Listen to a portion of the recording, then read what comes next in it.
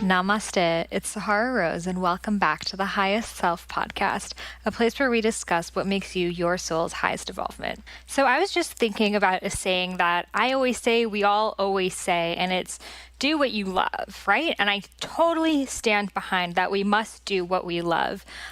But while we're doing what we love, we don't always love what we are doing, and that's okay. What I see is a lot of people, they start pursuing the path of what they really want to do. They start that blog, they become an artist, they become a yoga teacher, whatever it is that their soul is really telling them that they need to be doing. And they begin that path and then they realize, oh, damn, this is hard. You know, the blog posts aren't really flowing the way I thought, and I can't find a studio where I can teach, and, you know, no one's buying any of my paintings, and I have to do all this administrative work and emails. And I didn't think that it was going to come with any of this stuff. I thought I would just be doing the part that I love all the time. See, the thing is, there would be no such thing as joy if there wasn't such thing as hardship. It is impossible to do what you love all the time, because that wouldn't even be love, right?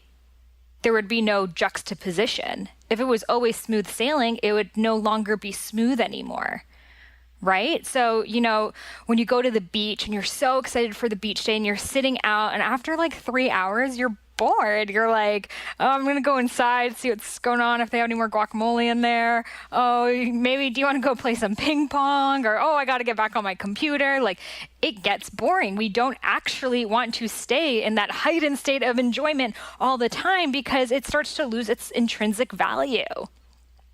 And that's how nature was designed. Nothing can always be too yin or too yang or too black or too white. We always have to find this like middle ground in between. So we start doing what we love and we think we're going to always be in Shavasana. We're always going to be in writing flow. Clients are going to come to us since day one like, yo, I finished. I got my health coaching degree. Where are all the clients at? And then we realize, oh, wow, I have to do 20, 50, 100 health history consultations before I find that ideal client. Not saying it necessarily has to be that way, but it may. Oh, wow, I've been painting for years and years and years, and still no one's really buying my work. Oh, wow, I just want to have my own clothing line. I didn't realize I'd have to do all this manufacturing stuff and going back and forth with the people in China and this and that. Oh, I just wanted a big social media following. I didn't realize I had to post like 3 times a day and comment back on people. I didn't realize this was going to be like a job. So we give up. And we say, you know what? I tried that whole blogging thing. I tried being an artist. I tried being a yoga teacher. It just wasn't for me. When it was for you, it totally was for you. You just had a skewed vision of what it would look like. You were just seeing the highest of the highs, not knowing that to get there, you had to build a lot of framework to reach that top of the skyscraper. And even when you're at top, it's constant building and adjustment. You know? Even when you're in Kriya, it takes work. It takes setting up framework to get you in that Kriya. I'm not sitting at home and just writing and the words are flowing all day. But half of the day I'm answering emails. I'm just trying to keep my head above water on keeping everything that I've built growing and stable and grounded. So once I've had those bases covered, then I can go into the more creative Kriya flow stuff, which is why I always say I record these episodes at night, though this one's at 3 p.m., because I had a day of answering all the emails and doing all the things. And I was like, wow, I wish people would see that this is actually what following your path looks like. It's not always being in front of a stage and giving a killer speech and walking off and everyone's applauding you. It's how much work you had to do in preparation to get there.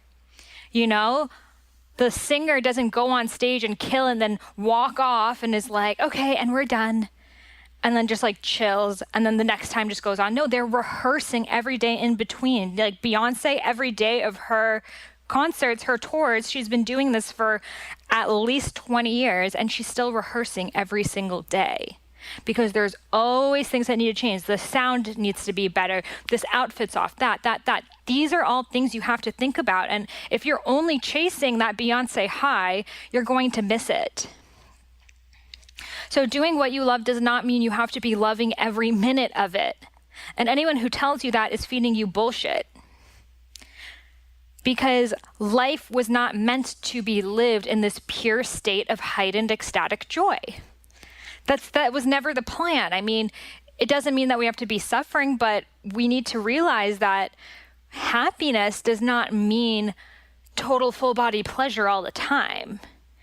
That total full body pleasure would not exist if it wasn't for the mundane, the boring, the continuous, the monotonous. You can't drive the car without going to the DMV. You can't have the results from the workout without working your ass off at the gym. We're chasing that high after when we're not willing to do the work to get there.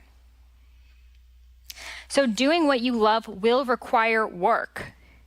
Of course, when you're in your flow, when you're in your creative doors open to you, things start moving fast. But hey, you got to make sure you keep those wheels moving.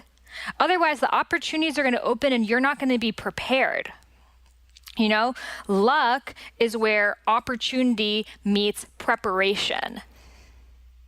If you haven't done the preparation when the opportunity shows itself, oh, hey, I'm Lady Gaga, I'm looking for an opening act. Oh, wow, I've always wanted to be a singer, but I haven't sung in a few years now. But yeah, I'd love to. She's going to be like, wait, you haven't sung for a few years? No. Why did the whole Deepak Chopra thing happen to me? The opportunity was there. I had already written 2 books before. I had already spent 6 years daily studying and writing about Ayurveda. So when the opportunity presented itself, I was ready for it. So you always have to be preparing. Don't look at the end goal and then compare yourself to other people's end goals when you're not seeing the work that it takes to get there. Any job in the world. My boyfriend works in the music industry, and before I thought, oh wow, music industry, that must just be fun partying all day. He works harder than literally anyone I've ever met. In fact, all of the music industry people work harder than anyone I've ever met. They go to these festivals and they are like running around, making sure everything's okay, sound, lights, lasers, blah, blah, blah, blah, blah.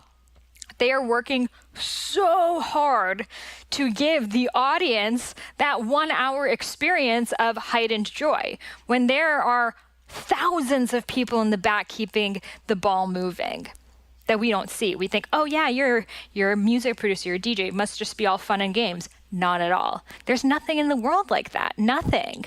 Even sitting at home all day wouldn't be fun. You'd want to go outside. We want to do things. It's just a part of life. Life without struggle and without obstacles is not meant to be lived. It's just boring. We would literally just be like, okay, I'm done. This is just a waste of my time. Thank God for those struggles and obstacles, because that little climb we have to reach every single day of like, oh, it's another mountain, that's what keeps us going. And then when we get to that top, we're like, oh, wow, I just climbed up that. If you started at the top, it wouldn't even matter. So I just want you to know whatever path you're on, if you're seeing it's hard, it doesn't mean that you're out of Kriya. As long as you are still happy about the direction you're going in life, as long as you still are able to access that flow, doesn't mean you're flowing 24 hours a day, 7 days a week, all the time. Doesn't mean you're flowing at the line of Whole Foods or at the DMV. No. You don't have to be perfect. Anyone that tells you that life is meant to be lived like that is lying. They aren't living life like that. We're all human, and we live in a dual world where shit happens all the time. The whole point is, how can we get ourselves back together, and how can we continue to move towards our greatest path? So if you're on that path towards your dharma, your life purpose, even if it's hard, even if no one's reading, even if no one's buying, even if no one's listening, even if no one cares, no one notices, every single person has had to start there.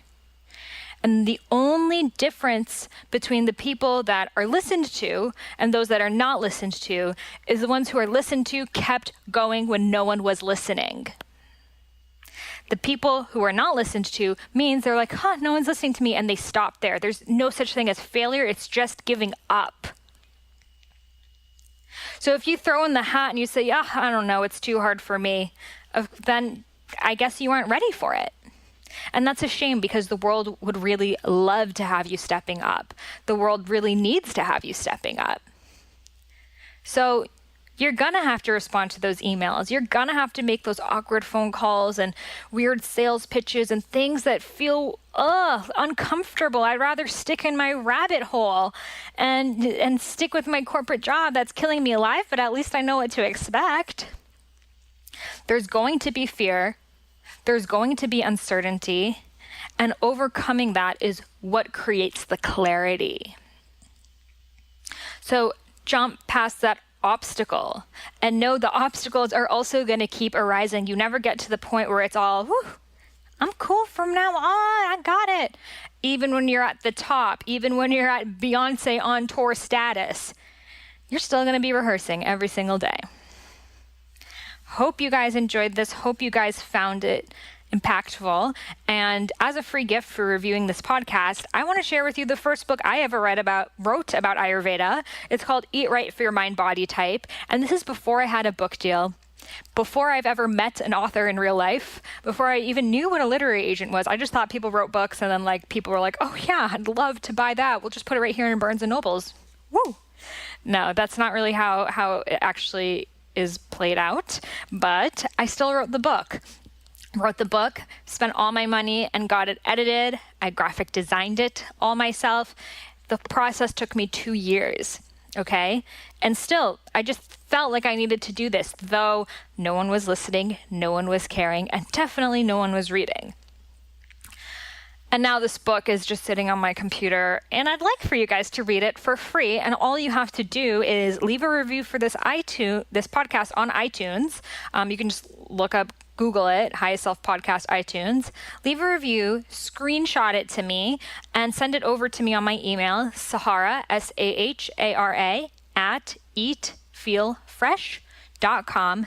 Send it over to me, and I will email you back in 24 hours the first half of my unreleased first book ever about Ayurveda, Eat Right for Your Mind Body Type, just so you can see that how far one can come just by sticking with it. And the mundane is a part of life. And it's really just how you look at it. You know, you can look at life and be like, yeah, this is awesome. And it will be.